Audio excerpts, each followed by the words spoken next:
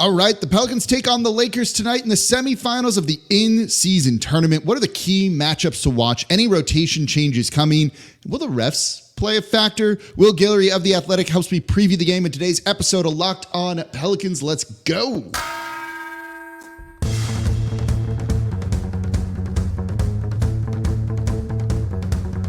You are Locked On Pelicans, your daily New Orleans Pelicans podcast.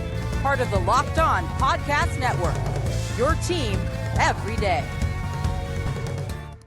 Welcome to another edition of Locked On Pelicans, the daily podcast covering your favorite team, the New Orleans Pelicans at NBA, part of the Locked On Podcast Network, your team every day, available wherever you get your podcasts and available on YouTube. I'm your host, Pelicans Insider, credential member of the media, Jake Madison, at NOLA Jake on Twitter, here with Will Guillory, at Will Guillory on Twitter. Will, how does it feel to be back in Vegas unexpectedly?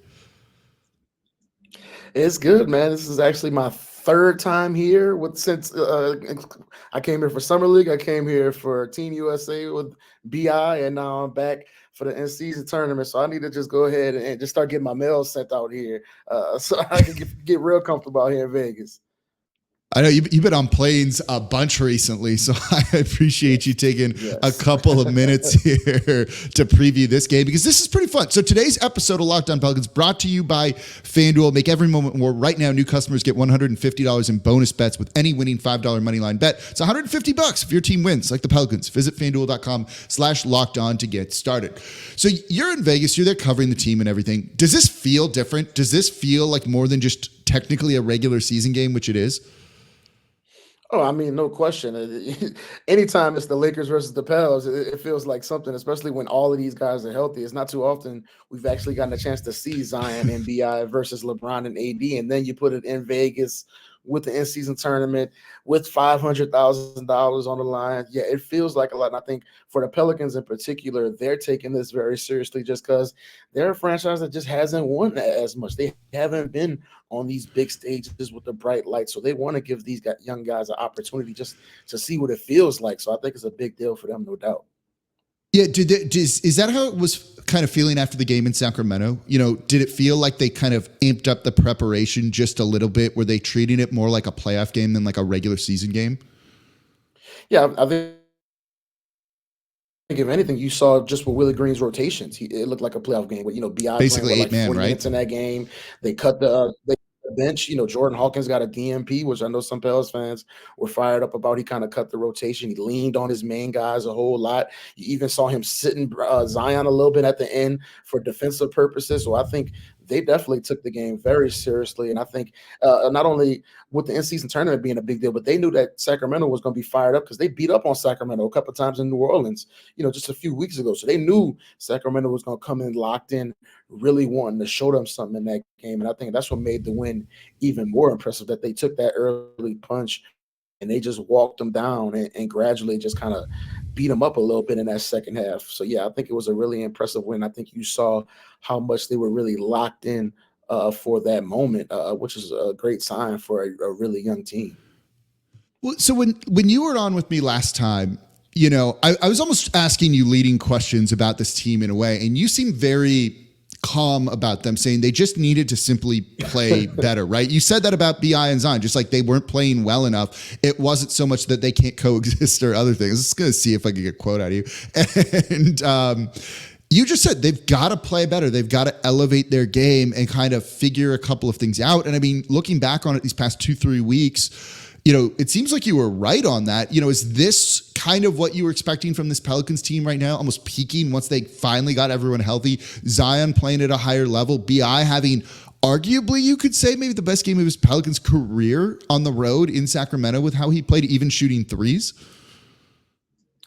Yeah, I would tell you the vibe is much different now than it was the last time we talked. And if I told you back then I would be in Vegas right now, I think everybody would have called me a liar. So, yeah, it shows you how quickly things can change in the NBA. And 2 weeks from now, it might be right back in the slump. Everybody might be angry again 2 weeks from now. That's just the way the NBA season goes. But I think for one, and I've written about this a bunch, I think that the big thing that changed for this team was that team meeting and just everybody getting in the room and really talking about, what was going wrong, what needed to be fixed. I think the Zion comments after that well, it was the Rockets game first, and then he basically repeated the same thing after the Dallas game about him playing a backseat role. I think that was something the team needed to address, and I think a lot of times you see those team meetings, they can go one way or the other, right? It could be a whole bunch of dudes in the room yelling at each other, or it can turn into everybody getting on the same page. And I think the fortunate thing for the Pels is they really used that as a moment to really galvanize this team. And in particular, it galvanized the two stars, which is what we're talking about here, is those two guys elevated their game. They found out how to work together. And I think you saw a very intentional effort on both of their parts and on the coaching staff to get those two guys on the same page. We've seen the videos of them working out together after practice.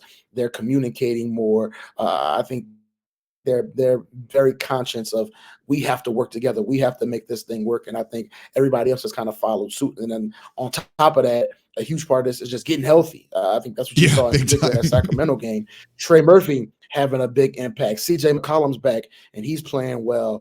I think a big thing for them was just getting that rotation in order and just getting some shooters out there on the court to give BI and Zion the spacing that they need. So, yeah, everything kind of has come together for them at the right time, but it started with Zion and BI getting on the same page and just playing better, like we said last time. Like you said last time, I'm not going to take any credit on that one here. You were like, they just need to play better here, which, like you said, it ended up kind of being the case. So what do you expect from those two in this game against the Lakers? You know, Zion didn't have the best game. He was kind of oddly taken out of it on offense. I thought was kind of timid at times, but BI stepped up. But you saw some good play between the two of them, right? Zion running dribble handoffs to Brandon Ingram. It sprung him basically for 2 or 3 of his 3-pointers that he made in that game, which I think is really important for him. You expecting more of the same? There are going to be different wrinkles for this. How do you see those two stars impacting this game for the Pelicans? Yeah, I think anytime you see BI against the Lakers is interesting. You know, there's always going to be some type of bad blood there going against his former team, the team that traded him away, especially with LeBron and still being there. So I think he's going to come in locked in, wanting to make a big impact. And I think you're exactly right that Z is coming off a bad game. So I think he's going to want to be really aggressive. He's going to want to test Anthony Davis at the rim. And I think this matchup in particular is going to be very interesting just because the Lakers try to trend a little bit smaller with Anthony Davis at center, playing guys like Vanderbilt or, LeBron at the 4. And with this Pelicans team, we always say it's very difficult to not have two bigger guys on the court to deal with, JV and Zion. And I think what they do with Zion and is going to be really interesting because I don't think you can necessarily put AD on him for the whole game because JV is going to feast at the rim. You can't necessarily put guys like Vanderbilt or Cam Reddish on him because they're too small. And then on top of that, you got to worry about Brandon Ingram, right? So I think it's going to be a very interesting chess match between these two coaches, how they kind of match their defensive guys versus one to have more spacing out there.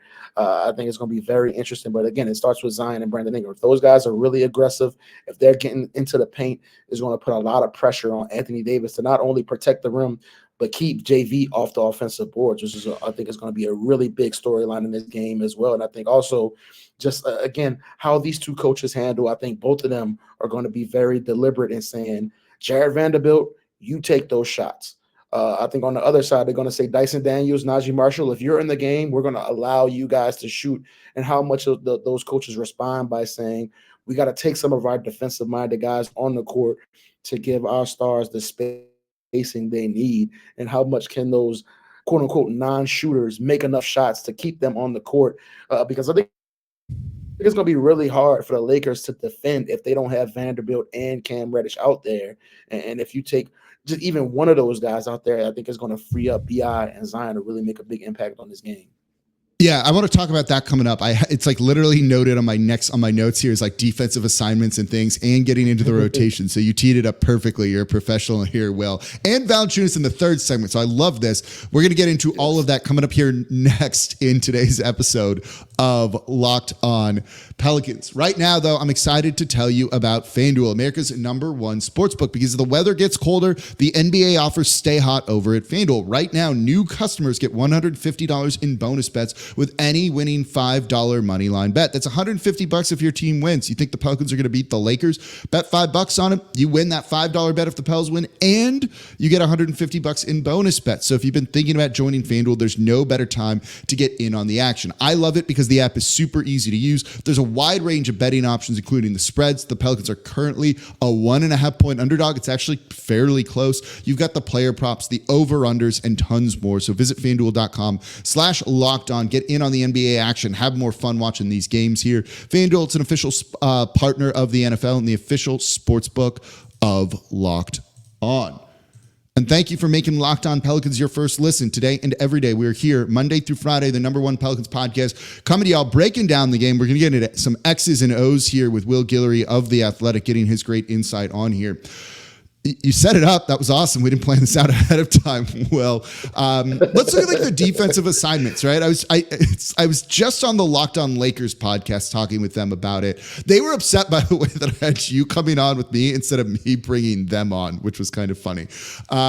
So they think that LeBron is going to start on Zion Williamson and they're going to start Cam Reddish on Brandon Ingram, and it leaves Anthony Davis to be on Jonas Valanciunas. And I tend to agree with them that I think that's what we're going to see. But it goes back to what you said, right? If Zion can then get into the paint and force Anthony Davis to rotate over and try and protect that rim, same for BI, and he's been really good attacking the rim this season. Feels like Jonas Valanciunas could be in line for like a secretly like important game here for New Orleans. Yeah, no doubt. And I think it's going to be a big-time mental game for Zion Williamson, because I think you saw a little bit in that Sacramento game. He felt how big a game that was, right? And he kind of felt like maybe I need to take let me go ahead and say it, a backseat a little bit and give BI a chance to get going here. And he kind of felt that he wasn't really in the right rhythm. He had a couple bad turnovers there, kind of trying to force the ball to JV. And I really want to see him be more aggressive, and in particular, not allow LeBron James to kind of fool him in the turnovers. I think the Kings kind of did that a few times where he kind of telegraphed those passes to JV, kind of those big passes under the basket. And I think you're going to see more than a few times LeBron saying, I'll let you drive and I'll let AD come help. And when you try to dump it over to JV, I'll jump in and get that steal. And I think those are the type of plays Zion is going to have to avoid. He's got to be patient. He's got to be willing to take that bump and try to finish over Anthony Davis, maybe get him into foul trouble. Because I think another big part of this is once you get past those starting centers for both teams, there really isn't much there on the bench, right? The Pelicans, it's Jackson Hayes out. I don't think they want to play. Yeah, they don't want to play Cody Zeller a whole bunch off the bench. If they put Jackson Hayes out there and try to defend the rim, good luck with Zion and JV out there. We've seen Jackson try to play center and defend the rim in the past. It's not always great. So, yeah, I think both teams are going to be very conscious of not allowing their centers to get in foul trouble. And I think allowing those guys to stay at the rim. And part of that, again, is can you make them pay when they leave those shooters open? I think we've seen Trey Murphy have really big games in his career against the Los Angeles Lakers. I think this is going to be a big opportunity for him to get some open shots, force them to not have 2-3 people parked in the paint every time Zion drives. But again, I think this is going to be a big time mental game for Zion to kind of play that mental game with LeBron and AD. I think those guys are going to try to fool him a lot in this game, and he just got to be smart and patient and make the right passes and just continue to be aggressive. I think you're exactly right that his aggression just kind of went away because he felt like he wasn't playing well in that Sacramento game. But in this one, he's got to stay aggressive, and that's going to free things up for everybody else. So you mentioned the shooters and needing to make the Lakers pay for basically collapsing the defense there to take away the rim. We saw no Jordan Hawkins in this game. You mentioned it earlier where some Pelicans fans were a little bit questioning that. Do you think he might be in the rotation? Do you think it's going to be Willie Green more or less running an 8-man rotation with like a single stint for Dyson, a single stint for Cody Zeller, or is it going to be expanded, changed a little bit? I wouldn't be surprised if it looked similar to the way it did in Sacramento. I think, they felt how big that game was, and it's going to feel even bigger tomorrow in Vegas, with a ton of Lakers fans in the building, the pressure of going against the Lakers. I think they want to have guys out there that they trust, and in particular, guys out there that they trust defensively. And I think a big thing, especially you saw with that second unit coming in, They really feel like a primary part of their identity is being able to create turnovers and get guys running. And you saw that with Jose, you saw that with Najee, with Herb. Obviously, they want to continue to do that, and they want to have guys out there who can create those turnovers and get them running, because they understand the flaws that they have in half-court situations, how much pressure they put on their stars. So if they're able to get those steals and get out in transition, I think that's when you see this team become really dangerous, and they become a very bad matchup for a Lakers team that doesn't want to run, right? They want to have LeBron control this game in the fourth quarter, run those pick and rolls with AD over and over again, and then allow those role players to kind of stand around and get open shots off of LeBron and AD or Austin Rivers. And I think Austin Reeves. And I think if they allow this game to become half court and allow LeBron to be the cerebral guy, it's going to put a whole lot of pressure on BI to make tough shots. But if they can get those turnovers, if they can be disruptive, then I just don't think the Lakers are going to be able to keep up with them, because the Pels just have so many athletes.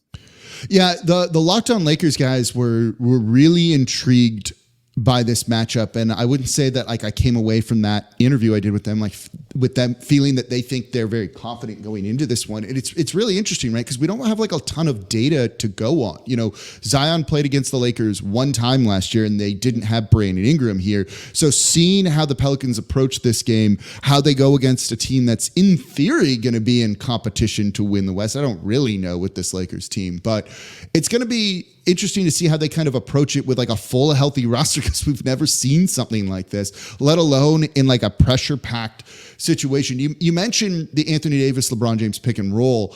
I would assume they're going to be trying to target Jonas Valanciunas out there on the perimeter a little bit. So I'm going to be really interested to see how the Pelicans try and defend that, right? Because if you mentioned, if you can get Valanciunas off the court, it was in foul trouble a little bit against the Kings. Zeller has done a good enough job in limited minutes, but I don't think anyone really wants this team relying too much on Cody Zeller. How do you see that playing out with the pick and roll defense with LeBron, with Anthony Davis, and what they're going to try and do? Yeah, no doubt. And I think it's going to be huge. And one part of it is what we've seen a few different times this year is how much can Herb Jones stay out of foul trouble, because we know LeBron is a guy who puts his head down. I'm going to be willing to bet that he may get a few favorable calls from the refs. I'm sure we're going to talk about the refs at some point during this pod. We got to talk about the end of that like Lakers-Suns game, right? And the timeout and all that. Like, come on. Yeah, no of doubt. course. Yeah. But I think that's going to be a big time game within the game is, can Herb stay on the floor? Can he stay out of foul trouble? How much can he get over those picks by Anthony Davis and keep LeBron in check? And how much can LeBron make them pay by hitting jumpers? I think you see LeBron, there's basically two versions of LeBron at this point in his career. That's him when he's hitting jumpers and him when he's not, right? And when he is hitting jumpers, he's a much more dangerous player. And especially when you have a big like JV who wants to play drop the entire game. So I think that's going to be really big. And also another game within the game is how much the Pelicans can utilize Zion at the center. I think that Sacramento game, we saw a whole lot of Zion at the center. And I think they were comfortable with that because we saw Zion a few different times do pretty well in those one-on-one situations where Sabonis tried to post him up. I think AD is such a crafty guy playing face up, drawing fouls. I don't know how much you can get away with Zion guarding AD one-on-one in space. So I think that's going to be really interesting how much the Pels can get away with that. Can they rebound with Zion at center? AD, obviously a really great offensive rebounder. So I think that's going to be two really big factors. But I think, again, with the Pelicans is always about Herb Jones defensively, how much of an impact he can make, how much he can keep the other team's best player in check, and how much can he stay on the court and avoid foul trouble, which has been an issue for him at times this year. Yeah, the past handful of games, it feels like he's been in foul trouble in the first half more often than not. So I'm going to be really curious to see. And the Lakers do an excellent job of drawing fouls, probably aided by their reputation a little bit at least. But they get to the line as like the second most team in the league. They're very good at not sending opponents to the line either. And you mentioned the offensive rebounding. That allowed him to build a big lead against the Phoenix Suns in that game on Monday night. They were getting those offensive boards in the second chance points. They were up and looked like they were up 12 at half and looked like they were going to run away with that game.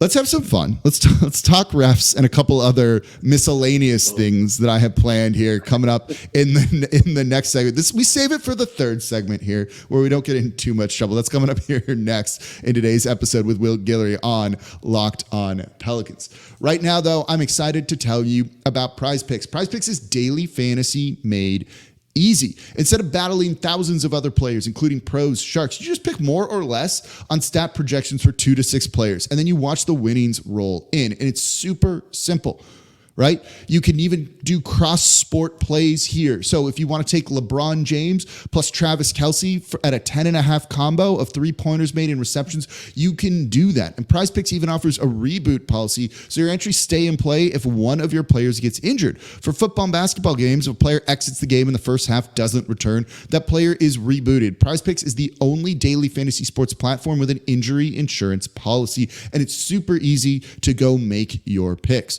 So go to prizepicks.com/LockedOnNBA and use code LockedOnNBA for a first-time deposit match up to $100. That's free money right there. Make a deposit. They're going to match it up to $100 when you use promo code LockedOnNBA over at prizepicks.com/LockedOnNBA. Prize Picks, it's daily fantasy sports made easy. And thank you for making Locked On Pelicans your first listen today and every day. We are here Monday through Friday, the #1 Pelicans podcast. Become an everydayer. If you're an everydayer, let me know in the comments down below on YouTube. If you listen 2 days a week, try listening 3 days a week. We got the great breakdowns here. Great guest in Will Guillory, who's a regular on the show. What were your thoughts, Will, on the end of that Lakers-Suns game with Austin? So this was like poetic in a sense, right? You had Austin Reeves, who does grift for fouls a little bit, grifting for a foul, doesn't get it called, loses the ball. Should have been a turnover. No, I think there's no question. I think one, if you put basically any other player in the league in LeBron's shoes in that moment, I'm willing to bet they don't get that timeout call. I think the reverence for LeBron in that moment, when he's standing about 5 feet away from the refs, I think he gets that timeout more than, I would say, probably at least half of the league doesn't get that timeout call. And I think the last 2-minute report, I was rolling my eyes at that one, because I think knowing how much that call basically decided that game, and knowing that call almost kind of took at least a chance of each of those Suns players winning $500,000. I don't think there was a chance in hell they were going to say they messed up that call. So it did not surprise me at all that they said that was the correct call at all. I do think it was a really bad call. I think I would be really upset if I was a Suns fan in that moment, because you just saw that they were going to have at least a chance to tie that game and give themselves a chance to win it. I think it's just really rough for the league in that moment. It's fortunate for them that it didn't happen in Vegas. I mean, imagine if that call happens in the finals of the in-season tournament that they're all proud of, and then something like that decides the winner. So I think they kind of lucked out in that sense. But yeah, I think it's really tough. But at the end of the day, it was a great game. That's the unfortunate part, is that it was a sensational matchup between LeBron and KD. Both of those guys were amazing in that game. It was a back and forth. We've seen it already a few times this year. Suns and Lakers playing in some great games. And just that one thing took away from it at the end. But, I mean, the Lakers played really well in that game. Austin Reeves hit a huge three-pointer right before that, almost turnover. So you got to give the Lakers credit just for putting themselves in that position. But, yeah, I thought it was a really bad call, and just, unfortunate for the league to not just own up and admit that they blew that one. Yeah, I agree with you. It should have been a turnover. It's because he's LeBron. They got that timeout there. That's what's going to be interesting about this, though, I think, right? You have LeBron, who is kind of openly lobbying about how he wants to win and saying all the right things and literally building up the tournament in a way that the league wants. And I love the in-season tournament. This has been a lot of fun. This is also essentially going to be a Lakers home game in Vegas. They have tons of fans in Vegas. You might have some travel from LA to go to it as well.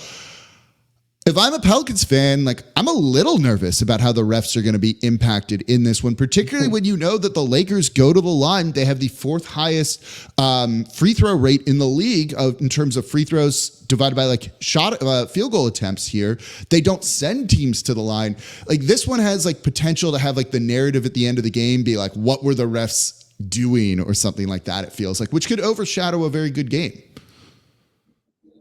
Yeah, and we've said it a few times now. I think a big part of this game is which guys can stay out of foul trouble and which guys, Yeah. if they do end up in foul trouble, how that impacts the outcome, whether it be AD and their lack of backup centers, Herb Jones, whether it be Zion and BI, or you can go throughout the list. I think that's going to be a huge storyline. And also with Zion, we've seen so many times this year, just his effectiveness is dictated a lot of times by what type of calls he gets, because we know he's going to the paint.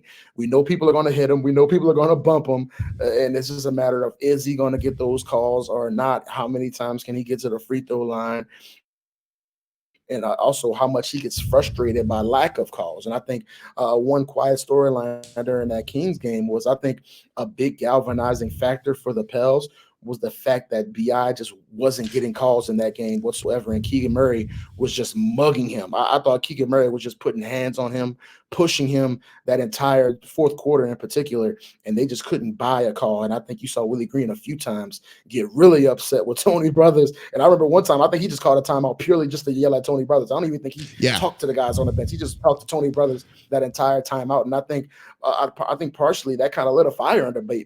He said, okay, it did. I agree with you. So I'm going to go out and do my thing. And I think potentially that could be a factor here. If him or Zion just kind of get pissed off with the refs and say, okay, y'all won't give me calls, well, I'm just going to take over. And it doesn't even matter what the refs do. Obviously, that's what great players do, right? You find a way. So I think that's going to be an opportunity for them to show that. But yeah, the refs are going to be huge in this game, as they are basically every time the Lakers play. Yeah, way to find the silver lining in that, though, of maybe it galvanizes the team and they have to step up in the face of adversity here. That was really good. If hypothetically, let's not get ahead of ourselves here, jinx it, which I'm sure people in the comments will now claim. If the Pelicans win, do you hang a banner in the Smoothie King Center over this? Listen, I've been a big proponent of this from day one before I even knew the Pelicans would be here. I think absolutely you got to hang a banner. First of all, for people who haven't been in the Smoothie King Center, they don't have any banners up there in the rafters. I think they might be the only NBA team without anything, without any retired jerseys, without any accolades from the team, no accolades from another team like a hockey team or a women's team who plays in the arena. So I think that would be really cool just to have the first banner up there to be the in-season tournament. But also I think just to say we were the first teams to win this tournament. I think it's going to be something to be proud of, regardless of who does it. And I think, of course, if you're the Lakers, they might feel a little too bougie to hang a banner with all of the championships they've won in retired jerseys. But if you're the Pelicans, I've said it, these guys are taking pride in the fact that we haven't won that much in this league, and this is a big opportunity.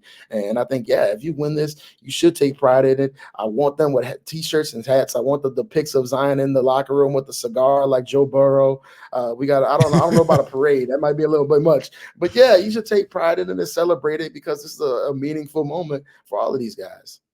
Yeah, and look, the league is taking it seriously. I said this on my show yesterday to the everydayers out there. Like, if LeBron's taking this seriously, if Tyrese Halliburton is taking it seriously, and that dude's taking it real seriously, right? Like, if teams and players are taking this seriously, be proud that you won. They're treating these games entirely differently. Final question here, and then we'll let you go.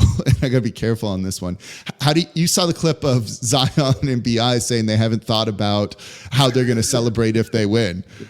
The way they laughed there, you believe them? They haven't talked about how they are going to celebrate? You have any guesses how they might try and celebrate? Not even close. Not even close. I've been in the locker room with these dudes. I know how much they joke around, and you heard them on the bench during the game, not even after the game, during the game, screaming about going to Vegas. They all knew what was on the line. They all were looking forward to being out here in Vegas, the bright lights. I'm sure at least a few guys are going to go out and enjoy themselves tonight. So yeah, 100%. All of those dudes have something in mind what they're going to do with their money. I'm sure. I don't know if it's as explicit as some people in the comments are thinking what they're going to do with the money, but those guys are going to have some fun. There may be some things that only adults can see that's involved with the money. But yeah, those dudes know what they're doing with that cash, and any of them who say they don't, that they're lying. Because if a $500,000 check was waiting for me at the arena tomorrow, I would have some plans for that money as well. Yeah, I don't think I've ever seen Zion laugh that hard in any sort of press conference, and he's had some fun in some of these too, with some of the questions and things like that. So, look, whatever motivates them to win, I think is going to make Pelicans fans happy here. Hey, so man, that's going to do it. I told you earlier in the season, I prefer that over the grumpy Zion we were getting earlier in the season. So if we can get jokey, laughing Zion, I'll take that any day over the guy I was talking to earlier this season. I'm with you. Now that they're winning, now that things look a little bit better, and hopefully they can keep it rolling with the in-season tournament. We'll find out on Thursday night. Then we'll see about the finals and if the Pelicans are going to be in there playing an extra game. It's going to be a lot of fun.